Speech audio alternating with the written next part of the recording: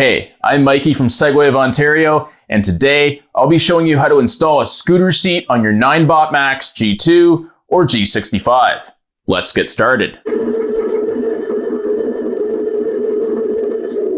Upon taking your seat out of the box, you'll find instructions, your seat assembly, a storage bag, a support block, a left and right clip, 2 side covers, 4 small M620 screws, 4 larger M625 screws, and an L-shaped wrench. Before you get started, we recommend having an extra person on hand to help secure the left and right clips in place while you fasten each screw. To install the seat assembly, place the plastic support block at the end of your MAX G2 or G65's floorboard. Take your seat assembly and place it on top of the plastic support block. On your MAX G2 or G65's charging port side, align both the right clip and seat assembly screw holes. Take 2 of your 4 M620 screws and tighten them here as so. Hook the left clip to the right clip underneath your floorboard and align it with the screw holes on the left side of the seat assembly. Take the final 2 M620 screws and tighten them like so. It's important to note that each M620 screw should be tightened in this X formation,